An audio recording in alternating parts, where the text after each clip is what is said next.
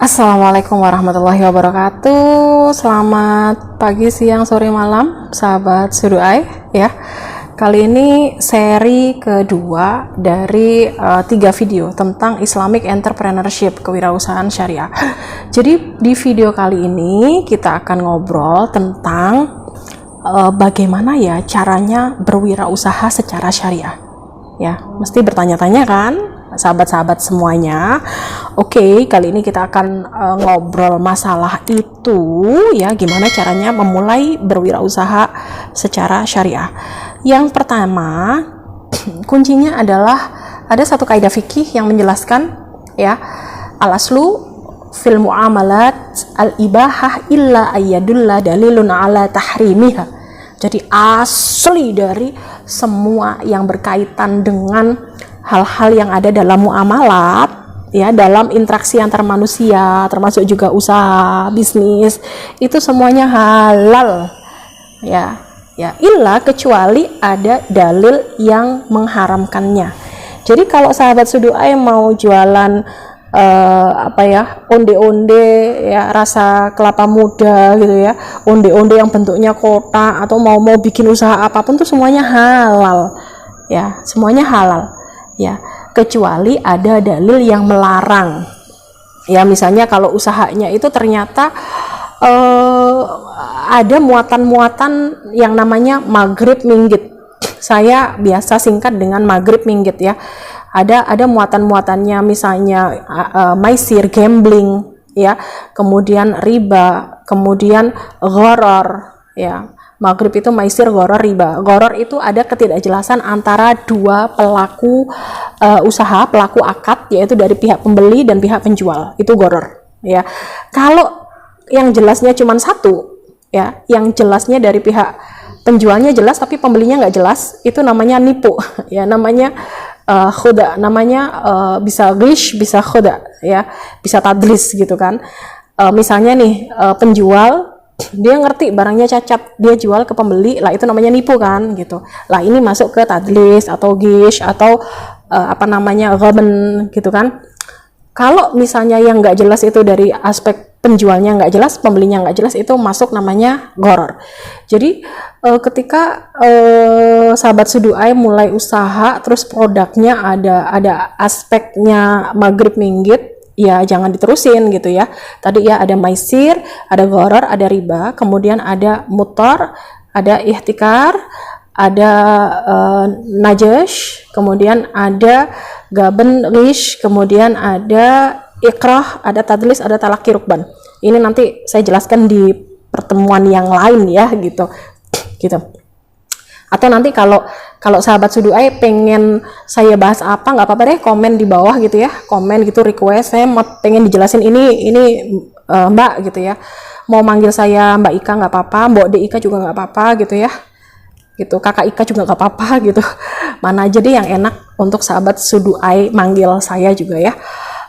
Gitu. Jadi kuncinya tadi ya, ketika mau usaha apapun boleh deh ya, al aslu fil asya al ibaha illa ayyadulla dalilun ala tahrimiha.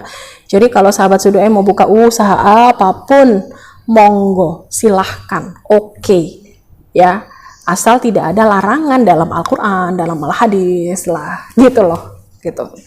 Karena urusan muamalat itu lebih bebas ya, asal tidak menyenggol rambu-rambu yang dilarang dalam Al-Quran dan Al-Hadis, semuanya boleh. Saya punya ide nih, saya mau bikin panti pijat syariah, boleh nggak gitu? Ya boleh-boleh aja gitu kan, demand-nya banyak tuh, calon pelanggannya banyak, ibu-ibu mahmud ya, mamah muda yang capek-capek ngurusi urusan rumah tangga ya, capek masak, itu kan butuh refleksi gitu kan. Boleh buka misalnya untuk rumah pijat khusus perempuan misalnya, dan yang pijat juga perempuan untuk pijat capek gitu kan, itu halal-halal aja gitu. Jadi semuanya boleh deh ya, asal tidak menyenggol rambu-rambu yang dilarang oleh Al-Quran dan Al-Hadis. Intinya seperti itu. Kemudian pondasi ya, pondasinya kalau mau bikin wirausaha itu, pondasi bangunan wirausahanya itu ada akidah syariah dengan akhlak. Yang terlihat dari luar itu akhlak, bagaimana Anda face to face berhubungan dengan calon konsumen. Kalau bisnisnya bisnis online itu akhlaknya itu yang megang peranan penting itu kakak admin ya. Kakak adminnya bagaimana layanannya ke konsumen, karena ini kan yang terlihat di depan ya. Dan ini yang layanan yang secara langsung ini yang akan mempengaruhi kepuasan calon konsumen gitu, sehingga dia mau balik lagi untuk beli lagi gitu atau tidak gitu kan. Jadi gitu. Terus kalau sisi syariahnya itu nanti dipersempit lagi kalau kita bahas masalah hukum-hukum ya, masalah fikihnya gitu kan. Ya walaupun syariah itu beda banget ya sama fikih, tapi ada bagian yang terkecil dari syariah itu, salah satunya adalah fikih di dalamnya gitu. Ya kalau ngomongin syariah yang sifatnya ajaran kenabian itu kan beda lagi nanti. Ya ada syariah terdahulu dan yang lain sebagainya, itu beda lagi. Kita tidak sedang ada di konteks itu gitu ya.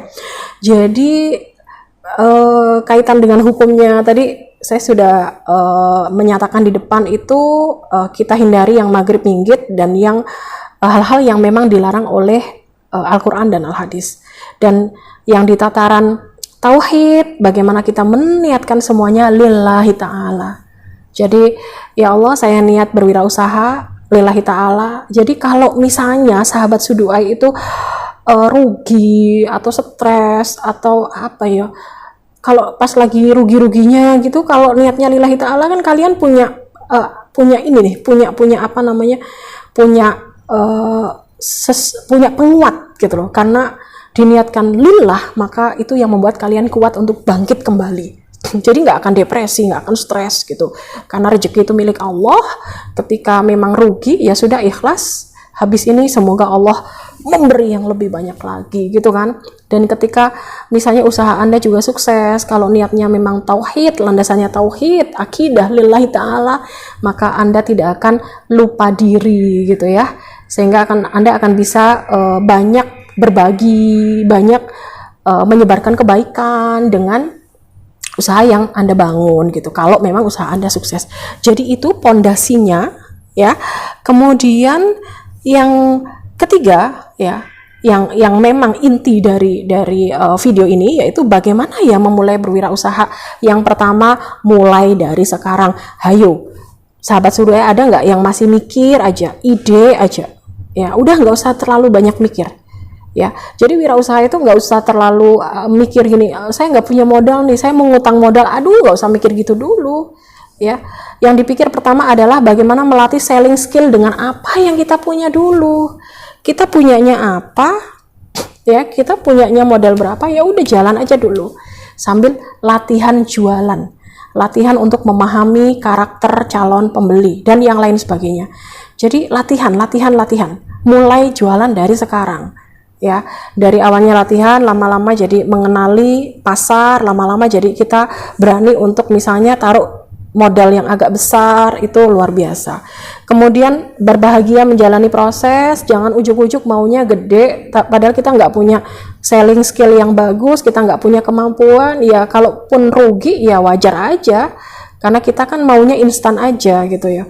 Ibarat kayak kita mau nanam pohonnya ditebang cret di tengahnya gitu ya, di pohonnya terus ditancepin gitu kan cepet banget jatuh kalau ada angin ya.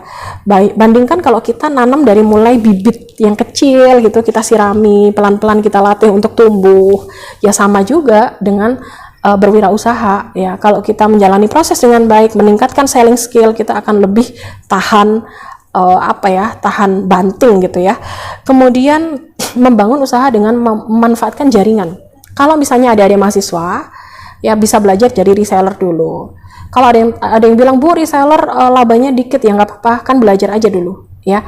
Yang penting belajar gitu, sehingga nanti kalian ya, kalau memangnya mahasiswa ya, akan menemukan jalan gitu. Kalau misalnya sudah STW setengah tua ya, atau sudah kita sudah jalan berwirausaha gitu ya, bagaimana caranya kita melihat network ya, jaringan kita ya. Barangkali ada tetangga, ada saudara yang bisa kita ajak kerjasama ya, untuk misalnya kita ambil produk dari dia punya apa, kita ambil, kita jualkan, kita maklun misalnya ya.